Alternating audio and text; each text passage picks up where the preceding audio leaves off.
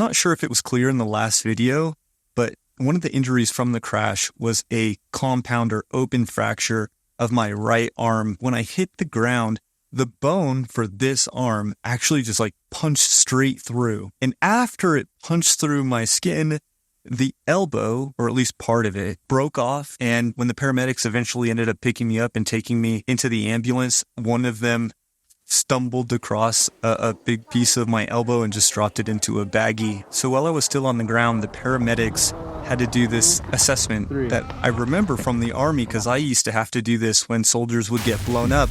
And I would basically work my fingers down their spine and check for something called step off. Readiness? Step off? Okay. The paramedics were doing it to me, starting from my cervical spine, which is in my neck, to which I said, nope, no pain there. Although it was more like, no pain there. They worked their way down, and next up was my thoracic spine, which is basically the section of spine that my rib cage is around. And when they touched it, I was like, it's sore. It's not anything like my arm. They continued to work their way down my spine, which they eventually got to my lumbar spine, no pain there. And then my tailbone, which I don't think I had any pain. Paramedics also did a little bit of a push on my pelvis, and I was like, yeah, that hurts. Based off of my responses, the paramedics basically concluded that, well, it seems as though his only serious injury is to his arm. And I can't fault them for that because I was in shock. Did you see your arm? Yeah. Moments before actually hitting the ground, I remember looking down at the ground because I was facing up, so I had to turn my head and look down as I'm flying towards the ground. And I thought to myself, don't die, keep breathing, remain conscious. And then I hit. And from that moment, surprisingly, the pain wasn't nearly as bad as I would have expected it to be. 1, 2, 3. The paramedics loaded me up into the ambulance and they took me to a hospital called Providence Memorial Hospital, which is a level 2 trauma center. Leandra ended up jumping in the car and following the ambulance to the hospital. By the time that she got there, they were loading me into the CAT scan machine. And when I came out, I remember, the first doctor coming out and letting Leandra and I know that they probably would not be able to save my right arm. She started to freak out, understandably. And I just remember telling her, it's okay, I'll be fine, everything will be okay. After that, the doctor went a little bit further and said, aside from his right arm, he's also got a broken neck, broken back. I had broken my cervical spine, my thoracic spine, my lumbar spine, my coccyx, my pelvis in 3 different places. Because there was so much damage to my body and so many broken bones, I found myself once again in the back of an ambulance, except this time I was headed to UMC, which is University Medical Center. UMC is a level 1 trauma center, a higher echelon of care, which happens to be a really old hospital in El Paso. And some people rumor that there's ghosts there. And I didn't see any ghosts. But one night I did have this experience. I don't know if it was a dream or if it wasn't a dream or if maybe I was just able to see something that had happened in the past. My friend Lee Boone, who passed away almost a year ago from my accident, was there at the crash site telling me to continue to breathe, telling me that it's not my time to go. I don't know if it was the medications or if it was a dream or if it was something that actually happened. Dr. Gantry would be the first surgeon who would meet me at my bedside, and he basically summed it up saying that my elbow and the bones around it had exploded on impact. This is the elbow. We are looking at the pieces that we have left.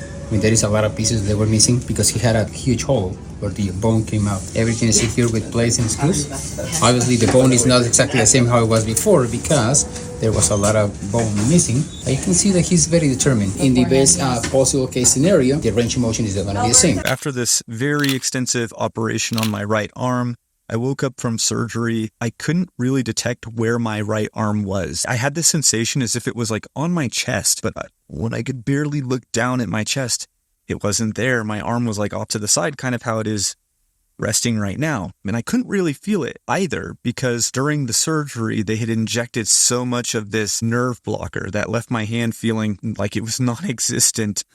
'Tis but a scratch. Yes. It wasn't long after the arm surgery that in walked my neurosurgeon. He is one of the coolest dudes that I've ever met. In my eyes, I kind of saw him as a real life superhero. Unfortunately, you're not going to like this. You had fractures in your neck and your upper thoracic spine. Your neck and your thoracic spine are both unstable, unfortunately. The good news is you have no evidence of spinal cord injury. From the front, I can probably do a discectomy with a small incision here and replace the disc space and then anchor the 6-7 vertebral body. There will be a fairly long incision in your back. I'll have to fuse from the 2nd to the 6th thoracic vertebrae because 4 and 5 are disrupted. These injuries are fraction distraction injuries, so probably when you land and you kind of arc forward and you arc back.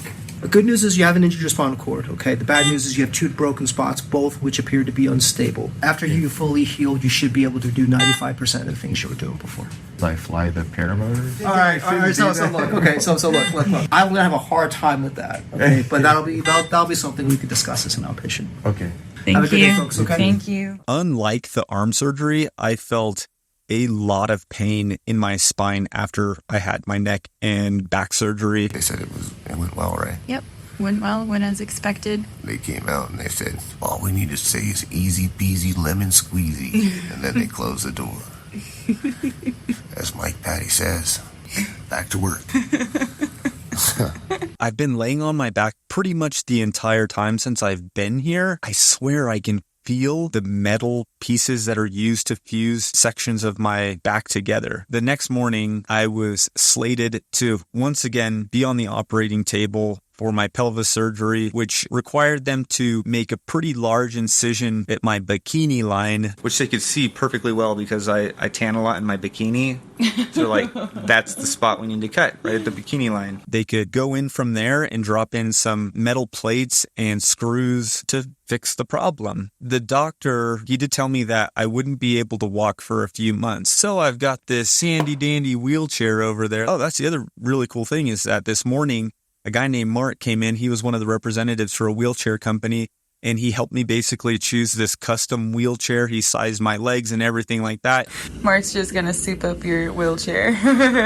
And when it came to the color selection, one of the colors was a matte OD green. And for any of you who know me, that's like my favorite color is that army green. The teams of doctors and nurses worked around the clock trying to get my pain under control. They didn't want me to be really drugged up. They just wanted to get it to a place where they would consider it to be under control. They had tried different things like fentanyl, Dilaudid, ketamine. The doctors got me onto ketamine. It's maybe like LSD, magic mushrooms.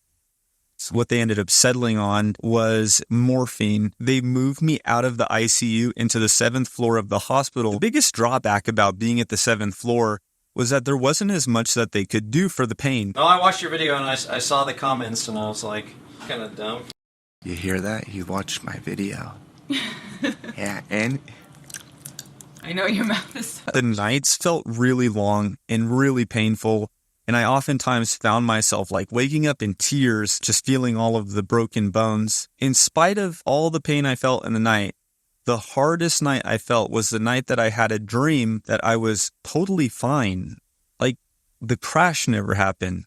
but then as reality started to set in, coming out of this dream or this nightmare, I started to feel all of the pain coming back. I tried to lift my head and there was excruciating pain in my neck. And then I moved my right arm and I can't move, and I'm trying my left arm and I can't move, and I try to move my legs and I can't move, and I start to freak out. And I slowly turn my head to the side and I'm shaking in pain. And I see a nurse and I see the machine with all the fluids being pumped into my body. I asked the nurse, I'm like, what happened? How did I get here? I imagine I scared him. And Leandra on my other side, quickly got up out of the chair that she's been sleeping in every night, bless her heart. She's like, honey, it's okay. It's okay. Remember you were paramotoring and you crashed? And I just couldn't hold back the tears. What a burden I've become. And then, of course, I slowly started to remember everything that had happened. That was a brutal night. I'd been at UMC for almost 2 weeks before 2 EMTs showed up in my room to transport me to a new medical facility. You know what the hardest part of paramotoring is? What? The ground. The best part by far about arriving at this new place was that it would be the first time that I would be able to see my children. You can imagine how excited I was to be able to see them after having not seen them for 2 weeks. As much as we do for them as parents, They really do offer a lot to us. It really motivated me to get better and to get home as quickly as I safely could. Say stand up. Help me. Oh, wow. Thank you, Sonny. They've come here job, Sonny. just about every day since they've been allowed to come here. It's had such a wonderful and therapeutic effect that the doctors say that they're just blown away at how fast I've been able to recover. I also have to thank my wife, who has done more for me than anybody else. She's never left my side. She's been there for me every single night. I like taking care of him, but he doesn't like it so much being dependent of me or anyone really. But we've also been really blessed because my mom flew into town as soon as she found out that I was seriously injured, and she's been just a rock. Aside from my mom, I have all of you to thank. The thousands of people who've responded to the video saying get well soon, heartfelt comments All over the world. Hi from Germany, Malta, where my family's from. For all of my friends who have come to visit, thank you so much. You give me so much strength. Love is a powerful thing. I'll close out this video by letting you guys know that tomorrow I am going home. It's been almost 3 weeks, and I can't tell you how excited I am. Oh, God. I believe I'm going to fly again. So if you do want to be there for that big moment, I hope you subscribe to the channel and hit the bell so you do get notified. And I'll catch you guys in the next one, where I should be looking even better. Broken arm. Closing out the video.